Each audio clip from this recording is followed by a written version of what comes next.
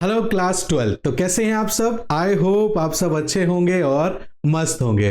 लो बच्चों, आज की इस क्लास में एक और मैं आप लोगों के लिए बहुत इंपॉर्टेंट जो है क्वेश्चंस और चैप्टर्स लेकर आया हूं, और कहें तो आपकी बहुत बड़ी समस्या भी मैं सॉल्व करने आया हूं आज की इस क्लास में। आई होप आपको आज की क्लास बहुत अच्छी लगेगी। वैसे आपने थंबनेल में देख ही लिया होगा कि क्यों ये इंपॉर्टेंट है बेटा, क्योंकि मैक्रो इकोनॉमिक्स में हमारे पास में ऐसे बहुत सारे क्वेश्चंस हैं बेटा, सॉरी बहुत सारे ऐसे चैप्टर्स हैं बेटा, जिनमें हमें हमेशा ही कॉन्फिडेंस की कमी रहती है कि अरे यार इस चैप्टर में से पता नहीं क्या आ सकता है। ठीक है, तो उस वजह से हम लोग क्या करते हैं बच्चों, उसको बार बार पढ़ते हैं। ठीक है ना, उसके इंपॉर्टेंट क्वेश्चंस देखते हैं, और ज्यादातर हमारा फोकस होता है कि हम लोग जो है बड़े क्वेश्चंस पे ज्यादा फोकस करें, कॉन्सेप्चुअल क्वेश्चंस पे ज्यादा फोकस करें। उस वजह से क्या होता है, जो छोटे छोटे क्वेश्चंस होते हैं उनपे से हमारा ध्यान चला जाता है बेटा, और वही छोटे छोटे क्वेश्चंस आपके बहुत सारे डाउट्स को क्लियर करते हैं बच्चों।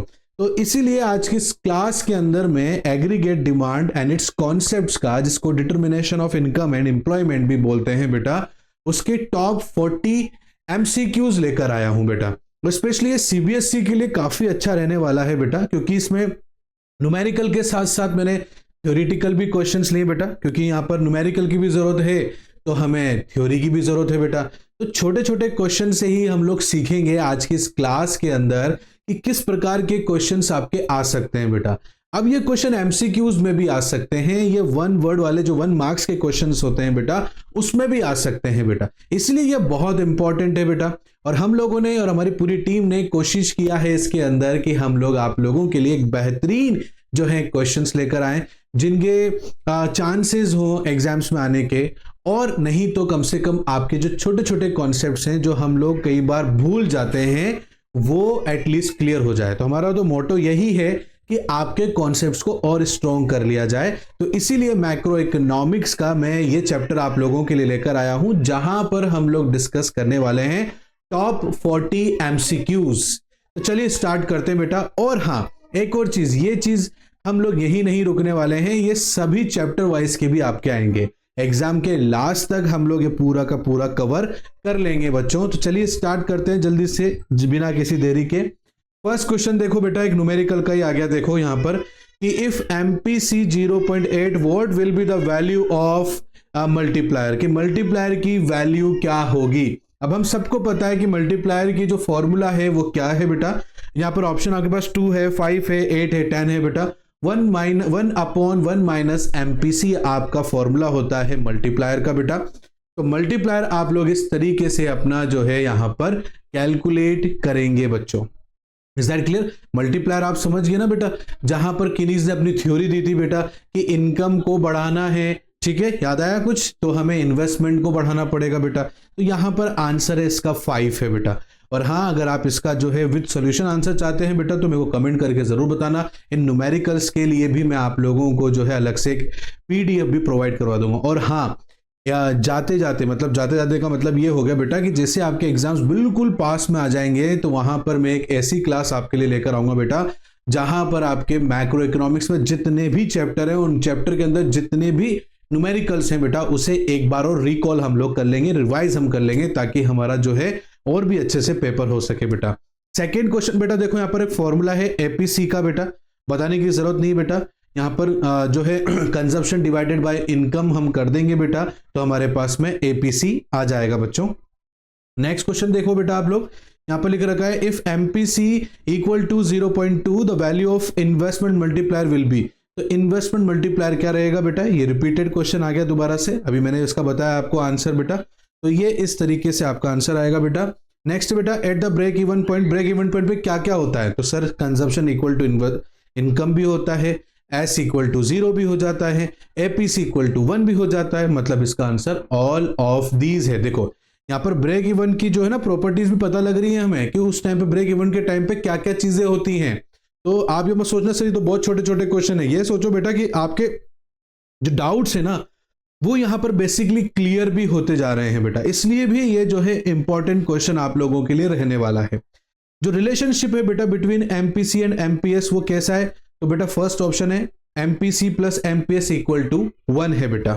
ठीक है, नेक्स्ट देखो बेटा, यहां पर यहाँ पर consumption function is express as, यहाँ पर कंजप्शन फंक्शन को हम कैसे एक्सप्रेस करेंगे बेटा, तो C equal to A plus B y, ठीक है ना। आपको इसके बारे में बता रखा है बेटा मैंने कि C equal to A plus B y क्या है बेटा।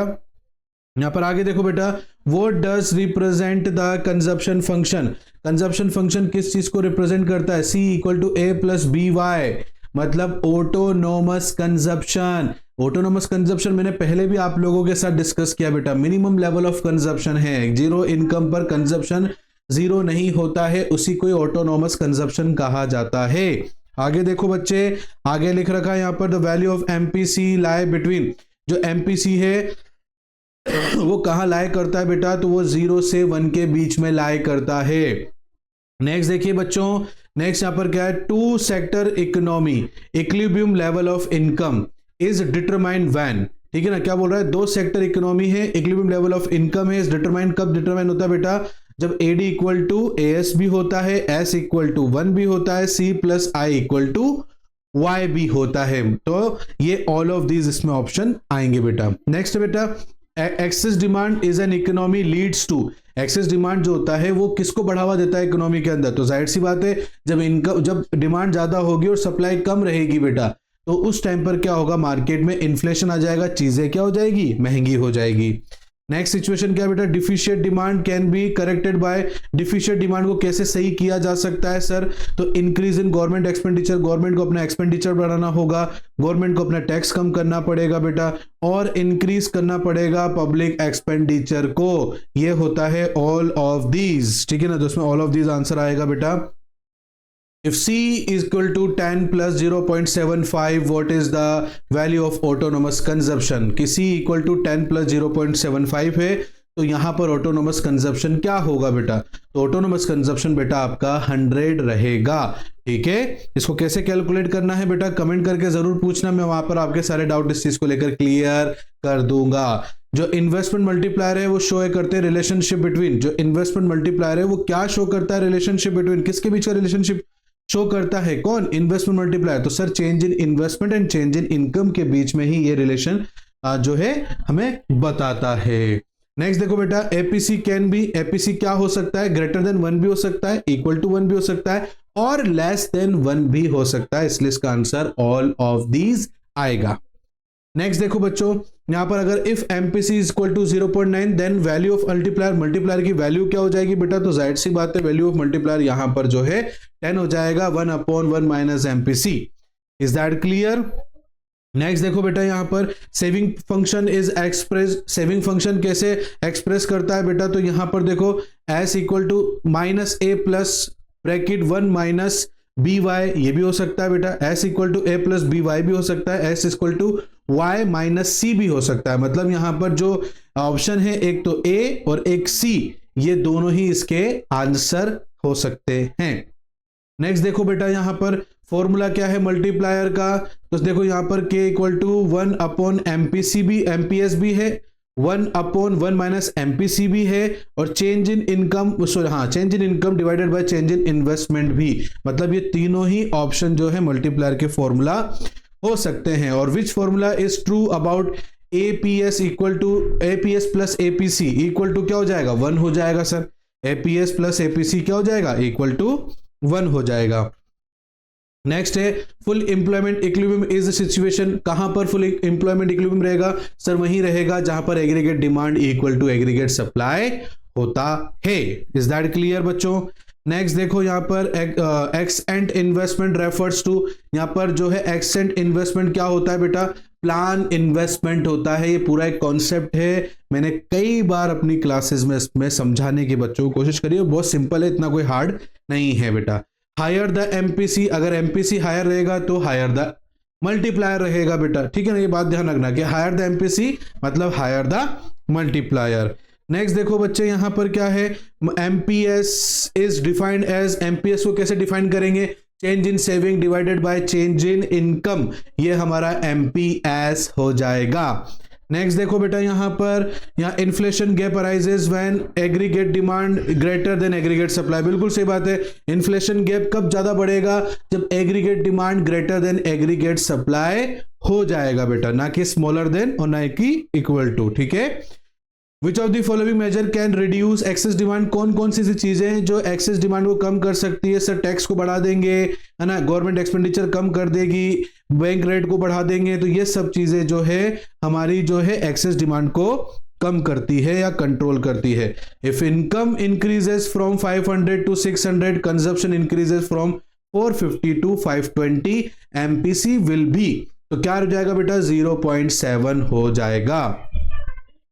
नेक्स्ट देखो, involuntary unemployment is a feature of, involuntary unemployment feature किसका है? डिफिशिएट डिमांड का फीचर है बेटा। तो देखो, आपने देखा किस तरीके से क्वेश्चंस आ रहे हैं बेटा, ये छोटे छोटे क्वेश्चंस हैं, ठीक है ना, ये इंपॉर्टेंट भी है, कॉन्सेप्चुअल वाइज भी बहुत इंपॉर्टेंट है, आपके छोटे छोटे डाउट्स को भी ये क्या कर रहे हैं? क्लियर कर रहे हैं। जैसे ऑटोनोमस कंजप्शन किसके ऊपर डिपेंड रहता है बेटा? क्या लेवल ऑफ इनकम पे रहता है? नहीं रहता है। Reduce of rate of interest पे रहता है? नहीं रहता है। या किसी पे भी नहीं रहता है, या ए और बी पे रहता है? तो सही भैया, किसी पे नहीं रहता है। ऑटोनोमस कंजप्शन मतलब मिनिमम लेवल ऑफ कंजप्शन होता है। देखा ना किस तरीके से क्वेश्चन आ रहे हैं आप लोगों के। देखो, एक्सपोज्ड सेविंग इज ऑलवेज क्या होता है बेटा? Exposed investment. किसके बराबर है बेटा सेविंग? एक्सपोज सेविंग किसके बराबर है? एक्सपोज इन्वेस्टमेंट के बराबर है बेटा। नेक्स्ट देखो बच्चे यहां पर कि यहां पर if the value of multiplier is 4, अगर मल्टीप्लायर की वैल्यू क्या है? 4 है, तो एमपीसी क्या हो जाएगा? 0.7 हो जाएगा, 0.75 हो जाएगा बेटा। नेक्स्ट देखो बेटा यहां पर the slope of consumption curve is equal to MPC, जो कंजप्शन कर्व है वो किसके बराबर रहेगा? एमपीसी के बराबर रहेगा बच्चों। नेक्स्ट देखो यहां पर deflation gap is measure, deflation measure कैसे किया जाता है? Excess of aggregate demand over aggregate supply, ठीक है ना, excess of aggregate supply over aggregate demand, ठीक है बेटा। तो इस बात का आपको पूरा ध्यान रखना है। जैसे in the two sector Keynes model aggregate demand is C+I, that's it, clear. Next देखो बेटा यहां पर है sir, if at zero level of income consumption is ₹50, it means, इसका मतलब क्या हो जाएगा बेटा? इसका मतलब ऑटोनोमस कंजप्शन इज 50 करोड़ और ब्रेक इवन पॉइंट ₹50 करोड़, दोनों यहां पर जो है, एक तो ए वाला हो जाएगा बेटा, एक डी वाला हो जाएगा, डिस सेविंग ऑफ ₹50 करोड़ बेटा। नेक्स्ट देखो बच्चे यहां पर according to the Keynes equilibrium level of income and employment is determined by the, तो इसका आंसर हो जाएगा equality of aggregate demand and aggregate supply. Is that clear बच्चों? नेक्स्ट देखो बेटा यहां पर if investment increase by 100 crore and MPC is 0.8, then increase in income will be, increase in income क्या हो जाएगा बेटा? 500 करोड़ हो जाएगा। Is that clear? इसका फॉर्मूला भी लिखवा रखा है बेटा मैंने। When plan saving is greater than plan investment, तो क्या होगा सर? तो दोनों तीनों चीजें हो सकती है sir. There is under employment equilibrium भी हो सकता है, AD smaller than aggregate supply भी हो सकता है, income fall भी हो सकती है, मतलब all of above हो सकता है, above हो सकता है। नेक्स्ट देखो बेटा 37 यहां पर included consumption is that part of consumption which depend on income, कि इंड्यूस्ड कंजप्शन क्या होगा? वही होगा जहां पर जो है डिपेंड रहता है कंजप्शन इनकम के ऊपर, कि वो पार्ट ऑफ इनकम जो कंजप्शन डिपेंड रहता है इनकम के ऊपर। नेक्स्ट देखो बेटा the intercepts of the saving curve on the vertical rises is negative बोलेंगे बेटा इसको, क्या बोलेंगे बेटा इसको? नेगेटिव बोलेंगे। नेक्स्ट देखो बच्चे यहां पर MPC can never be more than 1, कभी भी मोर देन 1 नहीं हो सकता है। कौन? एमपीसी। Is that clear? और लास्ट से बेटा आपका यहां पर when aggregate demand falls shorter of aggregate supply at a full employment, it is situation of deficient demand की वो सिचुएशन कहलाती है बेटा। देखा, इस तरीके से 40 क्वेश्चन मैंने आपके साथ डिस्कस किए और देख रहे हो इसमें कितने छोटे छोटे कॉन्सेप्ट वाले क्वेश्चन थे बेटा, जो आपके कॉन्सेप्ट्स को क्लियर करते हैं और स्ट्रॉन्ग करते हैं बेटा। तो ये इस पॉइंट ऑफ व्यू से भी बहुत इंपॉर्टेंट है। अगर आपको इसकी पीडीएफ चाहिए बेटा तो मुझे कमेंट करो, मैं आपको पीडीएफ वहीं पर ही अवेलेबल करवा दूंगा।